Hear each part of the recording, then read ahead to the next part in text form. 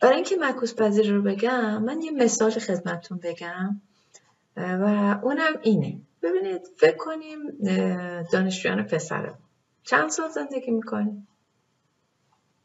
حدود 50 سال.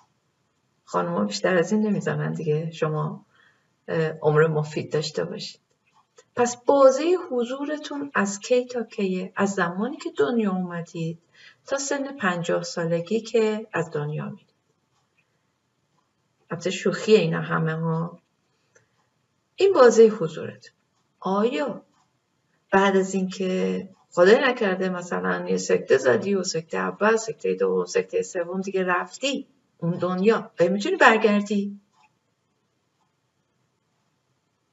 خیر، نمیتونی برگردی. این راهش چیه؟ یک طرفه است. حالا معکوس پذیری سیستم، پس این راهش یک طرفه است، معکوس پذیر نیست، امکان نداره. حالا چه سیستمی رو میگیم معکوس پذیر؟ سیستم معکوس پذیره که اگر ورودی وارد سیستم شد و یک خروجی به من داد، حالا اون خروجی وارد سیستم معکوس بشه و همون ورودی اولیه رو مجددا به من بده.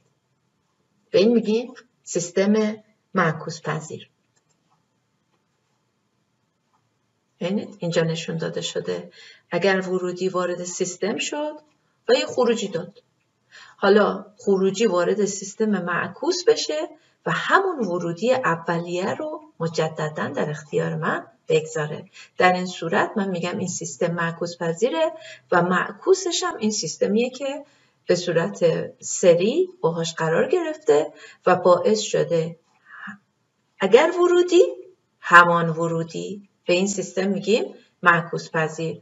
اما یه راه کنترل این که سیستم رو بتونیم بگیم معکوس ناپذیره اینه که ما به سیستم ورودی های متمایز بدیم، ورودی های بدیم که متفاوت از همدیگه هستن و خروجی یکسان بگیریم. اون سیستم رو میگیم معکوس ناپذیر. پس یا بایستی معکوس ناپذیر بودن سیستم رو با یه مثال نشون بدیم یا اینکه سیستم معکوس رو پیدا کنیم و به این ترتیب همان ورودی و به این ترتیب بگیم که پس این سیستم معکوس پذیره که این اتفاق براش افتاده.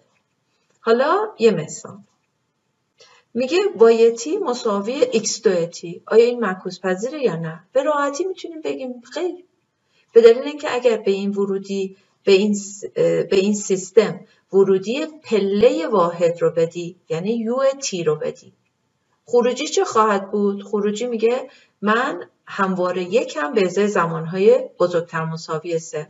حالا اگر به ورودی منهای یو تی رو بدیم، باز هم خروجی همون قبلی خواهد بود. پس این سیستم معکوس ناپذیره که در اینجا نشون داده. میگه حالا اینجا پله واحد در نظر نگرفته، دیسی در نظر گرفته. میگه اگر ورودی 1 باشه، اگر ورودی منهای 1 باشه، به دلیل به توان رسیدن عدد منفی، مقدار منفی مثبت میشه و وایتی مساوی 1. ورودی متمایز، خروجی یکسان. پس این سیستم معکوس ناپذیر. یه مثال دیگه ببینیم. وایتی مساوی 1 الوم انتگرال از منهای بی نهایت تا تی x لامدا دی لامدا. این سیستم از اونجایی که معکوس انتگرال چیه؟ مشتقه. اگر از این رابطه به دست اومده مشتق من بگیرم، همون x تی رو به من میده. پس این سیستم معکوس پذیره. مثال 1 میگه اگر وایتی رابطه بین ورودی و خروجی به صورت سینوس x تی باشد، آیا این سیستم معکوس پذیره یا معکوس ناپذیر؟ x ورودی y خروجی. خب اینجا ببینید اگر x1 تی برابر با پی شیشم باشه، y1 تی چی میشه؟ سینوس پی شیشم چنده؟ 1/2. اگر ورودی شماره 2 x2t مساوی 5 پی ششم باشه، 5 پی ششم، y2t چی میشه؟ سینوس 5 پی ششم که باز برابر چنده؟ برابر 1/2. پس در این حالت ببینید علی‌رغم اینکه x1t مخالف با x2t بود، اما y1t با y2t برابر شد. ورودی متناظر، خروجی یکسان. پس این سیستم چی میشه؟ معکوس ناپذیر. مثال 2 میگه اگر رابطه بین ورودی و خروجی این باشه y(t) مساوی کوسینوس 3t ضرب در x(t). این کوسینوس 3t به عنوان یه ضریب متغیر با زمانه. خب حالا اینجا میگم اگر x1t برابر باشه با دلتا t منهای پی ششم،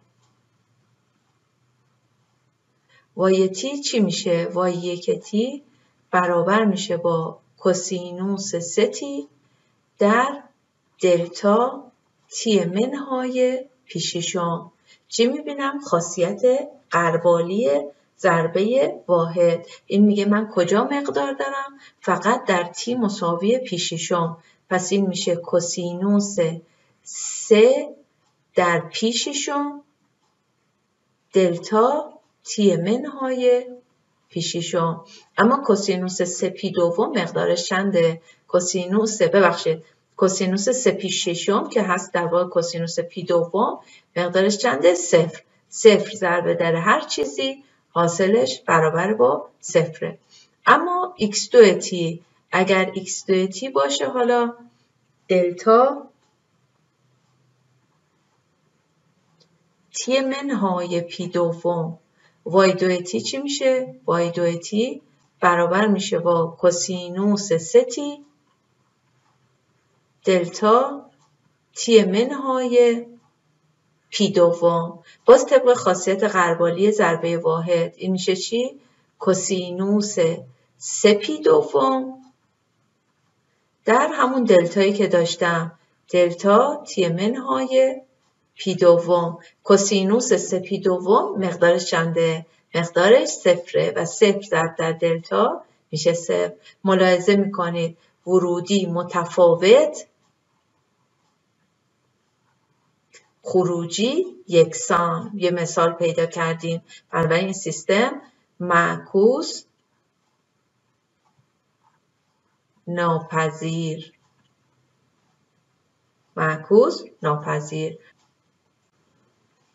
معکوس پذیری برای سیستم‌های زمان گسسته هم عیناً مثل زمان پیوسته است. یعنی به 2 طریق ما میتونیم معکوس پذیری یا معکوس ناپذیری رو معلوم کنیم. یا میتونیم سیستم معکوس رو به دست بیاریم که در این صورت وقتی سیستم معکوس رو به دست آوردیم یعنی اینکه پس اون سیستم معکوس پذیر بوده سیستم اصلی، یا اینکه با یه مثال نقص معکوس ناپذیری رو نشون بدیم، یعنی ورودی متمایز بدیم و خروجی یکسان به دست بیاریم. مثال y(n) مساوی سیگما k از منهای بی‌نهایت تا n x(k). ما دست از سر خانم‌های محترم بر نمی‌داریم با واحدهای حافظه بسیار زیاد. می‌خوایم بدونیم آیا این معکوس پذیره یا معکوس ناپذیر. خب ببینید اینجا میگیم که من تلاش میکنم سیستم معکوس رو به دست بیارم. میگم اگر y(n) رابطش این باشه، پس y(n) منهای 1 چی میشه؟ y(n) منهای 1 میشه سیگما k از منهای بی‌نهایت تا n منهای 1 x(k). و اینجا این دوتا رو از هم کم میکنم، میشه y(n) منهای y(n) منهای 1 مساوی xn. چرا مساوی xn؟ چون در این سیگما یه دونه آخرین مؤلفش رو که متعلق به k مساوی n رو میکشم بیرون، بقیه اون چی که باقی میمونه همین سیگمای پایینه که وقتی از هم کم میکنم از هم میرن و بنابراین اینجا نگاه کنید. پس من یه xn داشتم وارد سیستم شده، خروجی yn رو به من داده. حالا این خروجی yn و خروجی yn منهای 1 اگر از همدیگه کم بشن به من چی میدن؟ مجدد xn رو به من میدن. پس سیستم معکوس خود به خود خودش رو نشون داده. سیستم معکوس اینه. این سیستم معکوس منه و بنابراین سیستم داده شده معکوس پذیره.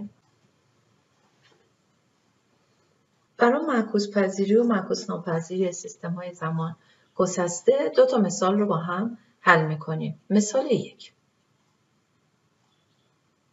میگه اگه رابطه بین ورودی و خروجی yn مساوی با xn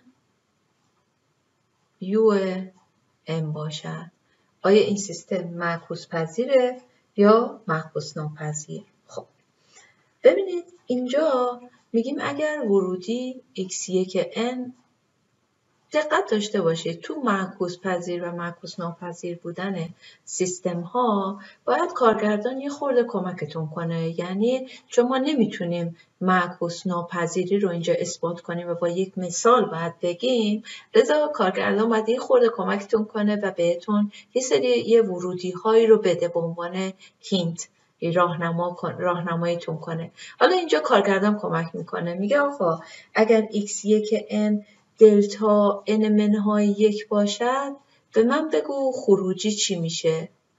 دلتا n منهای 1 y1n چی میشه؟ y1n برابر میشه با xn، ببخشید xn که از دلتا n منهای 1 مساوی میشه با دلتا n منهای 1 ضرب در u(n) برابر چی میشه؟ خاصیت غربالی. این میگه من فقط در یک مقدار دارم، این میگه من از 0 تا الالعبد مقدار دارم. خاصیت غربالی میگه حاصل ضرب هر سیگنال دلخواه در ضربه واحد میشه مقدار سیگنال، جایی که آرگومان ضربه واحد تحمیل میکنن ضرب در ضربه در n مساوی 1 مقدار پله برابر 1. پس این برابر میشه با دلتا n منهای 1. خب حالا اگر یه ورودی دیگه بدیم x2n مساوی با دلتا n به علاوه 1 به علاوه دلتا n منهای 1. این ورودی x2 متفاوت از ورودی x1 هست، ملاحظه میکنید. خب در اینجا y2 برابر چی میشه؟ y2n برابر میشه با حاصل ضرب ورودی، یعنی دلتا n به علاوه 1 به علاوه دلتا n منهای 1 در چی؟ در پله واحد. حاصل ضرب دلتا n به علاوه 1 در پله واحد رو بالا به دست آوردیم، برابر شد با دلتا، ببخشید حاصل ضرب دلتا n منهای 1 در un رو در بالا به دست آوردیم که شد دلتا n منهای 1. ولی حاصل ضرب دلتا n به علاوه 1 در un چی میشه؟ اینو بنویسمش، به علاوه دلتا n منهای 1. خب این میگه من کجا مقدار دارم؟ در n مساوی منهای 1 مقدار دارم، ضربه واحد. پله واحد از کی مقدار داره؟ n بزرگتر مساوی 0. پس طبق خاصیت غربالی ضربه واحد در n مساوی منهای 1 پله واحد مقدارش چنده؟ مقدارش 0 و این عبارت رو 0 میکنه. پس y2n هم برابر میشه با دلتا n منهای 1. ورودی متفاوت، خروجی یکسان. سیستم معکوس ناپذیر. معکوس ناپذیر. به عنوان آخرین مثال yn مساوی با e به توان xn به علاوه سینوس xn. من نتونستم برای این سیستم ورودی هایی رو پیدا کنم که متمایز باشن و خروجی ها یکسان بشن. بنابراین سیستم رو معکوس پذیر اعلام میکنم. معکوس پذیر. اینم محدودیت این فصله، چون نمیتونیم بعضی وقتا کارگردانم کمکمون نمیکنه یا نمیتونه بکنه و نمیتونیم ورودیایی رو پیدا کنیم که متمایز باشن و خروجیشون یکسان باشه، اون وقت سیستم رو معکوس پذیر اعلام میکنیم. در انتها فقط یه موردی رو خدمتتون عرض کنم. من به این شیوه تدریس میکنم و دانشجوها هر موقع که نظرسنجی کردم خیلی ابراز رضایت میکنن از این نوع تدریس و کلی مثال هایی که میزنم هیچ قصد و غرض خاصی ندارم، هیچ قشر خاصی رو نمیخوام زیر سوال ببرم. فقط و فقط هدف اینه که کلاس از اون حالت خیلی خشک بودن و ریاضیگونه بیرون بیاد و شاید کمتر شما حوصلتون سر بره، بیشتر تمرکز داشته باشید و با علاقه بیشتری درس رو پیگیری کنید.